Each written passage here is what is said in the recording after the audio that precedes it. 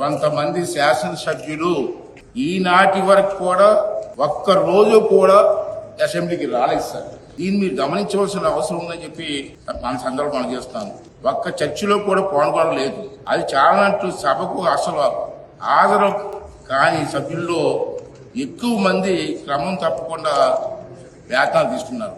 Without doing duty they taking salaries. How it is possible sir? So నేను ఈ విషయంలో మీకు మనసు అనుచేస్తుంటే సభకు అసలు హాజరు కాని సభ్యుల్లో ఎక్కువ మంది క్రమం తప్పకుండా వేతనాలు తీసుకుంటున్నారు. ఒక సభాపతిగా నాకు ఎంతో వేదన కల్పిస్తున్న విషయం ఇది. ఇలాంటి నైతిక ప్రవర్తనతో ప్రజల దృష్టిలో చులకన కాకుండా ఎలా ఉండగలుగుతున్నారు?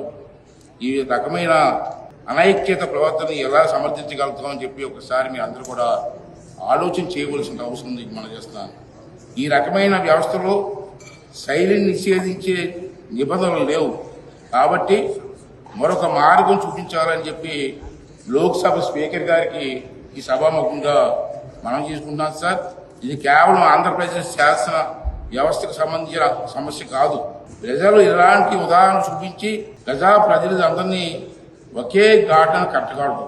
ప్రజల నుండి వచ్చే విమర్శల నుండి ఎవరికీ మినహాయింపు ఉండకూడదని చెప్పి ఈ సందర్భంలో నేను చేస్తున్నాను. నా వైపు నుంచి 2 సూచనలు చేయదలుచుకున్నాను. ఒకటి, సభకు హాజరు కానిటువంటి వారిని నో వర్క్ నో పే, అసెంబ్లీకి రాని వారికి నో వర్క్ చేయని వారికి పేమెంట్ ఎందుకు ఇవ్వాలి, బయోమాస్ట్రీకి పేమెంట్ అని చెప్పి శానిటైజర్ అని చెప్పి నా సూచన సార్. రెండోది ఏంటంటే, ఎంప్లాయీస్ ఉద్యోగాలకు రాకపోతే మనం ఏం చేస్తున్నాం సార్? వారి వేతనాల్లో కోత వేస్తున్నాం. ప్రజాప్రతినిధుల జీవిత వచ్చేందుకు కోత విధించాలి.